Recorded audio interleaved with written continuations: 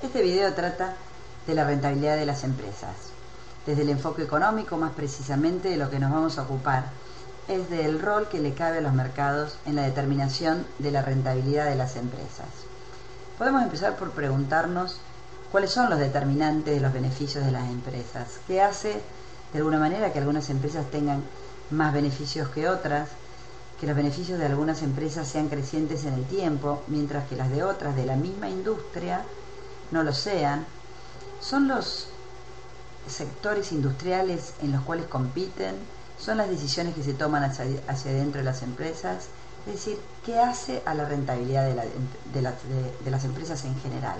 Bueno, evidentemente hay una cierta rentabilidad propia de cada mercado. Evidentemente uno puede ser un astro, pero si pone un kiosco no va a tener la misma rentabilidad que si pone un supermercado, por más condiciones que pueda tener como empresario, o quizás si se es un empresario muy brillante lo logre, pero el promedio van a tener una rentabilidad bastante más baja que el promedio de aquellos que tienen cadenas de supermercados. Es decir, hay ciertas cuestiones que son propias de los mercados y en las que nos vamos a concentrar en este video, que son explicaciones de por qué en algunos mercados algunas empresas tienen más rentabilidad que en otros mercados. Pero evidentemente la estrategia competitiva, el posicionamiento de la empresa en el mercado, las decisiones que sus directivos y los managers tomen, evidentemente también afectan la rentabilidad de la empresa. Pero quizás la pregunta clave, porque esto casi podríamos decir es una verdad bastante clara, que nadie necesita estudiar demasiado para darse cuenta un poco de esto, pero sí quizás es más difícil establecer cuál es la importancia relativa de estos dos factores. Fíjense que cuando hablamos de los dos factores, en realidad estamos hablando como de dos efectos. Hay un efecto de la empresa, de cómo se dirige la empresa, las decisiones que se toman, y hay otro efecto que lo vamos a llamar efecto de mercado. Y la pregunta es, ¿cuál de ambos efectos es más importante en la determinación de los beneficios de las empresas? Por lo tanto, la segunda pregunta clave es, ¿cómo sabemos cuáles de estos efectos son los más importantes? La teoría está muy dividida, hay muchos trabajos de investigación que van por el lado de la empresa, otros que van por el lado del mercado como determinantes, pero si hay algo en que están de acuerdo en muchas de estas investigaciones, es que hay algo de cuestión empírica, hay algo de que tenemos que ver cómo es cada mercado. Es decir, no es en todos los casos igual, existen diferencias entre industrias, y una forma de ver claramente estas diferencias es analizar cómo son los beneficios entre industria versus cómo son los beneficios de las diferentes empresas dentro de una misma industria. Si los beneficios entre industrias distintas, es decir, entre la industria automotriz, la industria de tractores, la industria de los supermercados, o el retail, o los kioscos, o la educación, si la tasa de retorno entre estas diferentes industrias es muy diferente entre sí, podríamos empezar a pensar que es la estructura típica de la industria, su forma de competencia típica de estas industrias, cuestiones que tienen que ver con la tecnología, pero también con la demanda, es decir, con la oferta, pero también con la demanda, las que determinan la rentabilidad. Ahora, si nosotros miramos dentro de una misma industria distintas compañías, distintas empresas, y encontramos que aquí la variabilidad es muy alta, teniendo empresas que hacen gran rentabilidad en una industria y otras que les va más o menos y otras que les va realmente mal, podríamos inclinarnos a pensar, no, más allá de la industria, lo que realmente determina el éxito o no de la empresa es las decisiones que se toman. Una forma que me parece interesante para mostrarles esto que vengo diciendo es analizar en esta tabla cuál ha sido la rentabilidad dentro y a través de industrias para el periodo 1995-1999. Tengo un conjunto de industrias en los Estados Unidos y el retorno de la inversión, es decir, sobre el capital sobre el capital invertido menos el costo de ese capital, es decir, tengo una tasa de beneficio en términos porcentuales, una tasa promedio en estas industrias para este periodo entre el año 1995 y el año 1999. Si miramos de arriba hacia abajo, vamos a ver que tenemos diferentes industrias. Computadoras, el hardware de computadoras, industria de semiconductores, el software de computadoras, materiales de la construcción, biotecnología, bebidas gaseosas, equipo de medicina, farmacéutica, cereales para el desayuno, diarios, cervezas, sigo bajando, tiendas de departamentos, es decir, shoppings, empresas de fotografía, de acero, restaurantes, es decir, tengo muy diferentes empresas listadas. Y vamos a ver, todavía no me voy a concentrar acá en las empresas, veamos cuál es la tasa de beneficio en cada una de estas industrias. En la primera tenemos, están rankeadas de mayor a menor, 61.22 en este periodo, la que le sigue 46.69, la de semiconductores, bastante más abajo, por ejemplo, tengo la industria farmacéutica, con prácticamente un quinto de los beneficios de la que está en primer término, pero si sigo bajando, la tasa de retorno se va desplomando, llego a una industria como la del aluminio con una tasa de retorno nula. Más abajo en las industrias el panorama es peor, dado que empiezan a aparecer industrias con tasa de retorno negativa en este periodo, como la de neumáticos o la de ferrocarriles, o la venta minorista de libros. Pero en realidad esta tabla está incompleta, y si yo la pongo ahora completa, me va a aparecer una segunda columna con otras empresas dentro de la misma industria. Y si en vez de mirar ahora en forma vertical la tasa de retorno entre las distintas industrias, miro de manera horizontal la tasa de retorno entre empresas de la misma industria, descubro que así como hay una gran diferencia o divergencia entre industrias, también lo hay dentro de una misma industria para diferentes empresas. Apple tuvo una pérdida de casi 13% en un periodo que Dell tenía ganancias por más de 60%, o Intel con AMD, pérdida de menos 10, una pérdida de 10 contra una ganancia de 46, o miremos por ejemplo Coca-Cola, ganaba 18 puntos porcentuales, 18%, mientras PepsiCo tenía apenas una ganancia de 0.66, no llegaba ni al 1%. Quiere decir que estos hechos de diferentes industrias y diferentes empresas nos muestran que, por un lado, como decíamos, hay un efecto industria, pero también hay un efecto empresa, y existen aquellas que hacen las cosas bien y que tienen altos resultados, y aquellas que las cosas las hacen mal o les salen mal y tienen bajos resultados. Nosotros en este video nos vamos a concentrar en dar explicaciones estructurales de por qué esto es diferente, y para eso vamos a ver un enfoque muy particular, muy conocido, que probablemente ustedes en algún momento hayan escuchado hablar de él, que es el enfoque de Porter, de las 5 fuerzas que determinan o que inciden en la competencia industrial. Porter es un economista que trabajaba en Harvard y que se dedicaba a análisis industriales y que escribió varios libros que tienen que ver con la competitividad de las empresas, de las naciones. Pero, digamos, la piedra de toque donde él comienza o irrumpe a su fama es a partir de este famoso cuadro en el cual en el centro, en el rectángulo central, tengo la industria o el mercado, el eslabón de la cadena donde estoy compitiendo, donde me sitúo con mi empresa y quienes compiten conmigo, y donde se analiza cuál es la fuerza de la rivalidad que existe entre ellos. Fuerza de la rivalidad que tendrá que ver, como vamos a ver dentro de un rato, con la cantidad de competidores que hay, con el tamaño que tienen, cómo interactúan, cuántos se conocen. Pero no es lo único que determina la rentabilidad de las empresas, porque hacia afuera del mercado tengo aquellos que pueden entrar, por ejemplo, porque conocen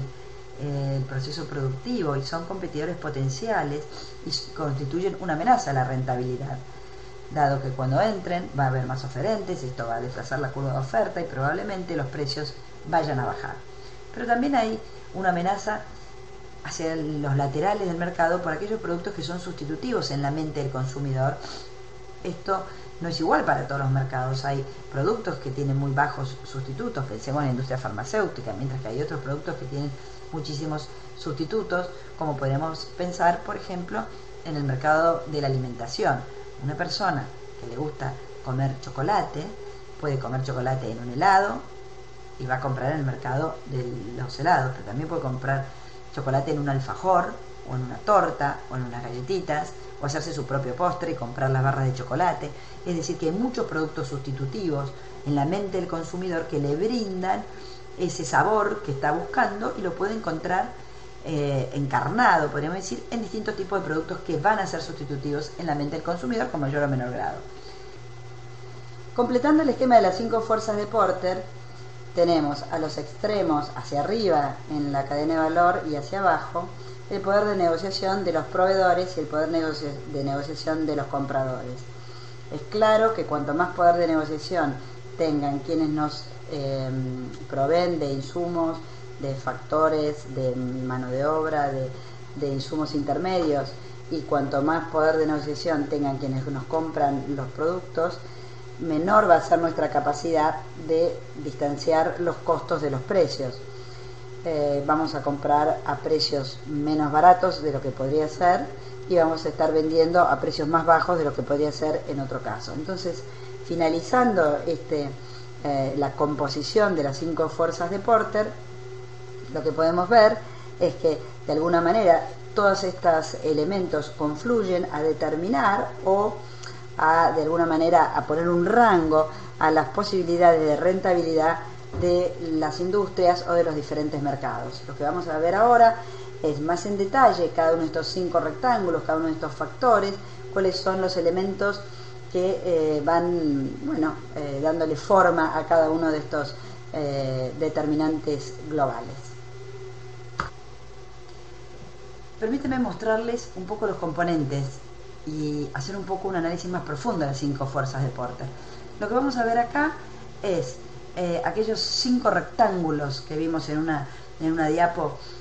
quieta. Vamos a ver cómo se componen, cuáles son los elementos que tenemos adentro. La primera que vamos a ver es el rectángulo central, es decir, el grado de rivalidad interna y cuáles son los componentes. Lo primero que vamos a mirar es la cantidad de vendedores que hay en el mercado. Si hay infinitos, estamos casi en una situación de no competencia. Contrariamente de lo que uno podría pensar, cuanto mayor es la cantidad de competidores, la competencia de alguna manera se reduce, porque entendemos por competencia justamente un posicionamiento estratégico que implica ganar mercado. Cuando no son infinitos, hay muchos, más, menos, pocos o una cantidad contable de competidores, claramente va a haber rivalidad y va a haber conductas estratégicas donde las empresas van a tomar decisiones que van a involucrar mejoras para ellos y de alguna manera pérdidas de clientes para los demás. En segundo lugar, un elemento importantísimo es conocer cómo está esta industria. Cuando la industria está estancada, la competencia es muy fuerte porque competimos por algo que no crece, o peor, que está cayendo, que se está contrayendo. Mientras que cuando la industria crece, claramente, cuando la torta es más grande, la competencia puede ser muy fuerte y estar todos ganando al mismo momento. ¿Por qué? Porque estamos compitiendo sobre un mercado que crece, sobre clientes que son nuevos, y la política de las empresas para ganar nuevos clientes no necesariamente implique menos clientes para las demás. El tema de cómo son los costos. Es más fácil en una industria competir cuando conozco los costos de mis rivales, porque sé de alguna manera dónde les aprieta el zapato a ellos igual que a mí, y por lo tanto eso de alguna manera limita un poco las posibilidades de competir de manera exitosa. No limita las posibilidades de competir de manera ruinosa, ya que si hacemos algo que todos pueden imitarnos, porque todos conocen cómo es la estructura de costos, todos terminaríamos, por ejemplo, en una guerra de precios y terminaríamos teniendo precios mucho más bajos de lo que podríamos estar vendiendo. También está el tema de cómo es la capacidad ociosa que tienen las empresas. Si en el sector que yo estoy, en el momento que estoy compitiendo, tengo competidores que tienen exceso de capacidad, eso claramente es un riesgo de una enorme rivalidad, porque las empresas que tienen un exceso de capacidad, muchas veces se construyen el exceso de capacidad como una forma de tener un arma para competir. ¿Por qué? Porque en el momento en que quiero competir con más fiereza contra mis rivales, si tengo exceso de capacidad, en el caso de un concesionario, si tengo más equipos para vender, o si tengo más repuestos para vender, y tengo más posibilidad porque tengo una mayor capacidad de ofrecer servicios postventa. Eso me puede permitir hacerlo y introducirme en territorios ajenos, o hacerlo a un menor precio, y por lo tanto quedarme con algunos clientes de mis rivales. Cuando nadie tiene exceso de capacidad, todos están constreñidos por la capacidad de venta o de servicios que tienen en el momento actual, y solamente van a poder prestar más servicios en el caso que hundan costos y construyan mayor capacidad productiva o de prestación de servicios. La competencia en productos diferenciados versus productos no diferenciados es muy distinta. Como ustedes se pueden dar cuenta, cuando los productos están diferenciados, aunque no estén enormemente diferenciados, puede haber cierta preferencia de los clientes, cierta adhesión o cierta lealtad de los clientes a un producto por las características que tiene. Quizás no la característica del producto, sino la característica del servicio con el cual obtiene este producto. Ahora, si los productos son muy similares, o los servicios postventa de estos productos, o la atención al cliente, o todo lo que hace en torno al producto es prácticamente indiferenciado, los compradores van a tener bajos costos para cambiar de producto. Les va a ser fácil cambiar de proveedor, y en ese caso la competencia va a ser bastante ruinosa, y va a ser bastante, digamos, la guerra entre la competencia va a ser bastante dura. Por lo tanto, si quiero mejorar mi rentabilidad, producir mayor diferenciación en cuanto a los servicios postventa, en cuanto a la comunicación con el cliente, en cuanto a trabajar al cliente, me posiciona en una situación más ventajosa dentro de ese rectángulo del medio que tiene que ver con la competencia dentro del mercado. Cuando la forma de negociar hace que la negociación sea bastante confidencial, es decir, porque los precios, los términos del contrato quedan bastante entre vendedor y comprador, y esto difícilmente pueda ser digamos, conocido por otros clientes que están comprando, que nos compran a nosotros. Es difícil para ellos observar cómo son los contratos en otras empresas. Eso nos protege de la competencia. Esto hace que entonces los precios no se pueden ajustar rápidamente, porque los clientes de alguna manera no tienen la información tan libremente como para poder cambiar de proveedor. Claramente, cuando en un mercado donde la información es perfecta, es libre, corre de una manera muy fácil y de bajo costos, los clientes tienen todos para ganar y poder cambiar de proveedor, porque saben perfectamente quién está vendiendo más barato y en qué momento. En la medida que esto es menos observable, que es más dificultoso, que tiene un costo, que hay una barrera en la información, es más fácil poder mantener una fuerte rivalidad sin necesidad de bajar los precios, y por lo tanto sin incidir negativamente en la rentabilidad. Otro de los elementos que hacen más oscura la información y que claramente inciden sobre la rentabilidad es la frecuencia de las compras. Cuando la frecuencia de las compras es baja, cuando se hace una compra grande cada tanto, o cuando se hace una compra grande de una manera totalmente única, cada contrato es muy específico, y por lo tanto la información es más está más ligada a ese contrato. Es menos fácil que los demás compradores tengan esa información. En general, el comprador llega prácticamente con poca información, que si es un producto que se vende frecuentemente. Es decir, si yo quiero comprar un producto que se vende en las verdulerías, que es algo que compro frecuentemente, tengo mucha información mía y de mis amigas o familiares que compran en distintas verdulerías y pueden conocer los precios. Ahora, cuando se trata de un auto, ¿sí?, que es una compra mucho menos frecuente, o quiero comprar un departamento, obtener información tiene un costo, es menos comparable. Los departamentos son todos distintos entre sí, las formas de pago también. Entonces la información el consumidor tiene menos información, es menos transparente, es menos homogénea, y eso mejora la capacidad de fijación de precios que no sean tan cercanos a los costos, sino precios más específicos, recortados, donde haya más diferenciación o, como decimos los economistas, discriminación de precios, o como quizás ustedes conocen más el vocablo, segmentación del mercado, y poder cobrarle a los distintos compradores diferentes precios.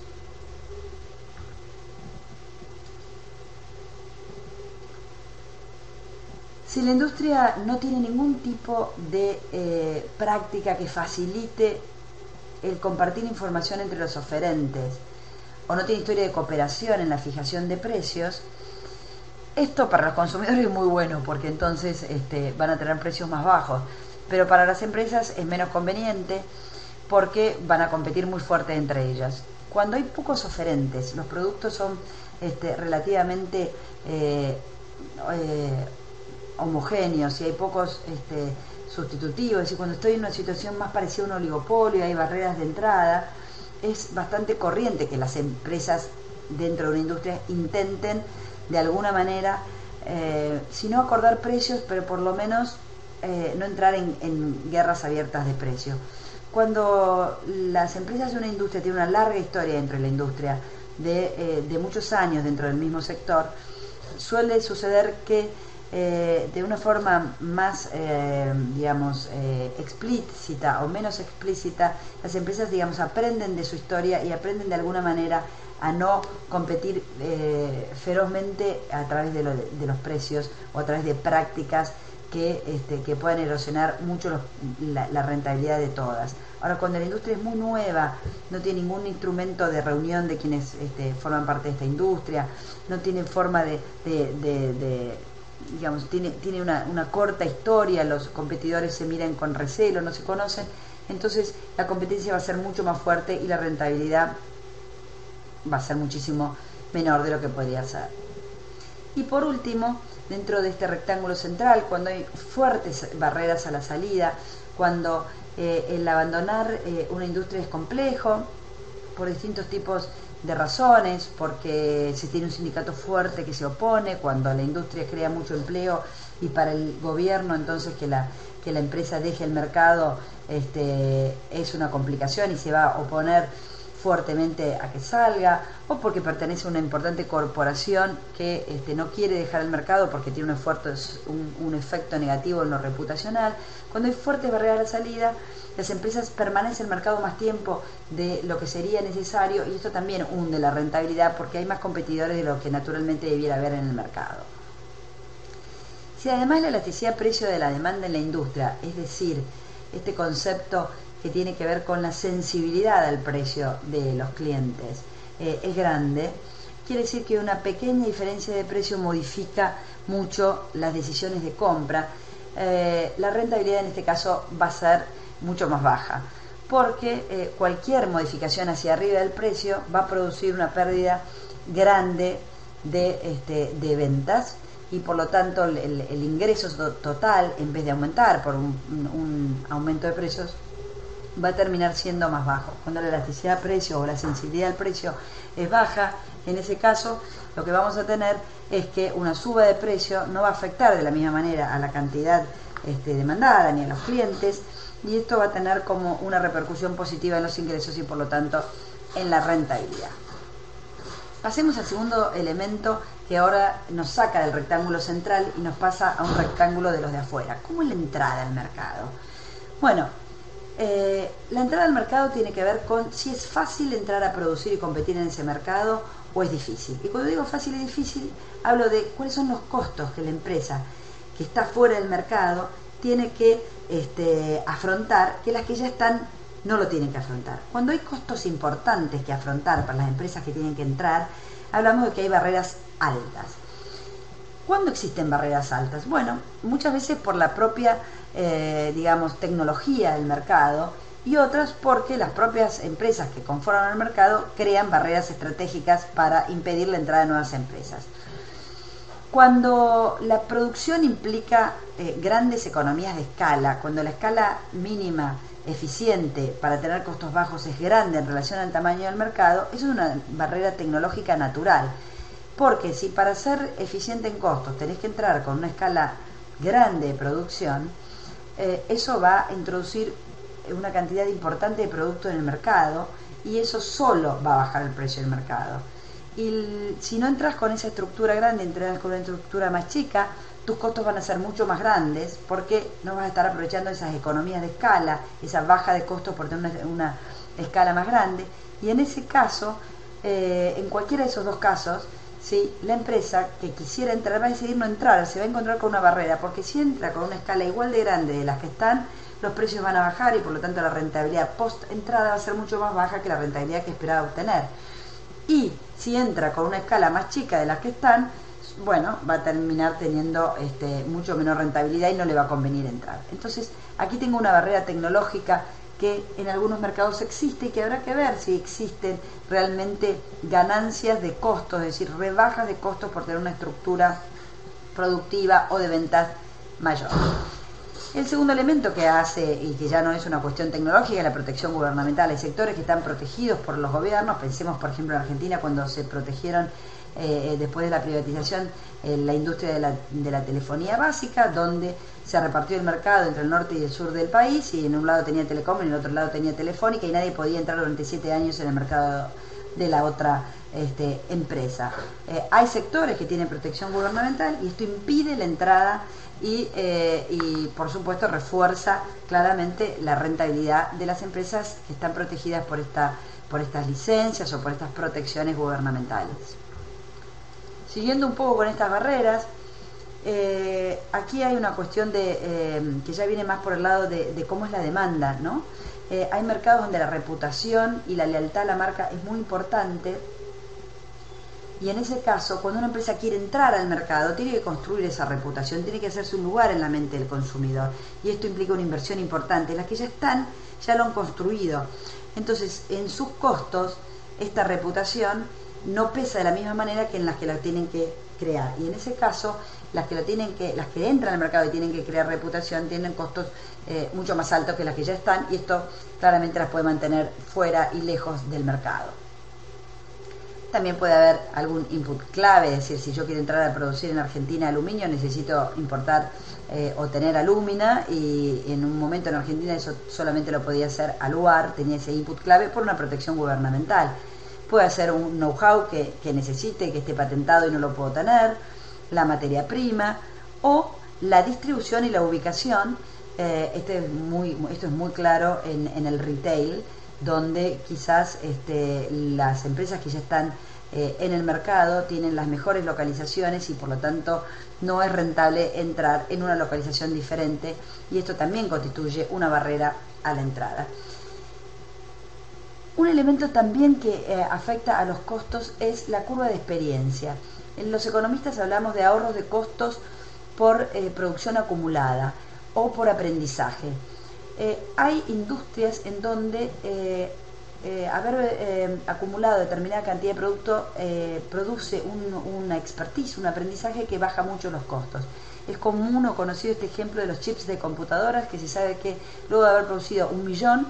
los costos bajan muchísimo porque se adquiere una experiencia y una eficiencia productiva tal que permite producir a costos bajísimos. Por lo tanto, solamente se adquiere luego de haber producido mucha cantidad de producto. Cuando en una industria el aprendizaje es importante y requiere un volumen acumulado de producción importante, evidentemente esto,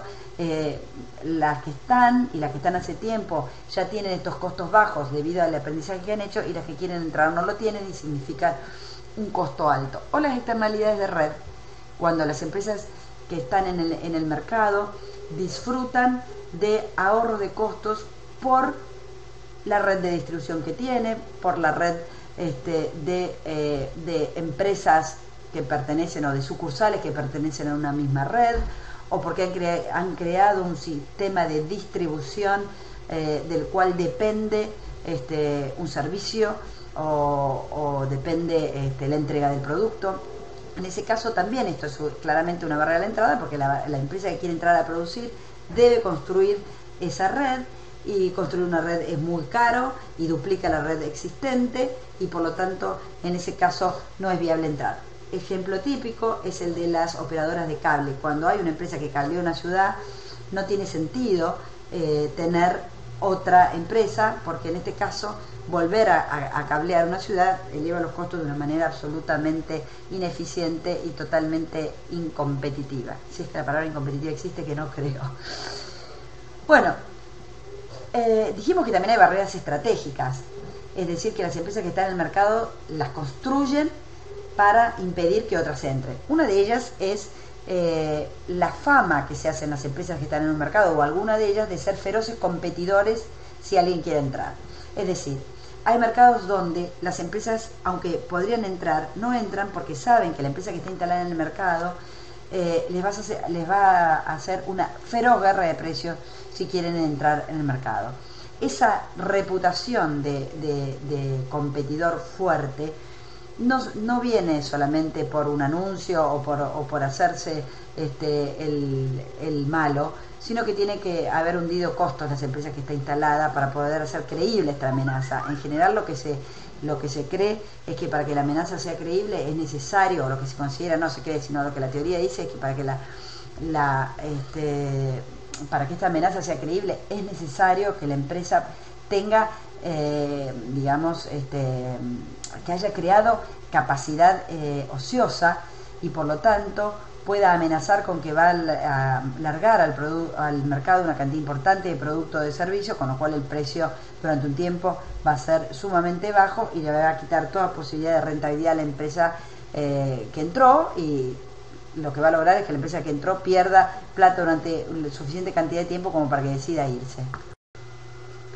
En síntesis, creo que lo que hemos aprendido en este video y a través del análisis de las 5 fuerzas de Porter es que la rentabilidad de las empresas tiene un fuerte componente ligado a la estructura de las industrias, y dentro de esta estructura hay factores determinantes que vienen tanto del lado de la oferta, de la tecnología, de la existencia de economías de escala, de la existencia de economías de aprendizaje o de la diferenciación propia de los productos, pero también hay cuestiones que tienen que ver con la demanda, que tienen que ver con los proveedores, que tienen que ver con el conocimiento del proceso productivo de quienes hoy no están en la industria pero podrían entrar. Todos estos son factores que de alguna manera van a terminar o limitando o expandiendo la capacidad de hacer beneficios de una industria, y en promedio quienes sean las empresas que estén en las industrias tendrán una rentabilidad alineada con estos factores determinantes de la estructura de la industria. Pero por supuesto que no solamente hay empresarios promedios, sino que hay grandes empresarios y empresarios menos brillantes, y por lo tanto para los grandes empresarios, tanto como para los malos empresarios, por decirlo de alguna manera,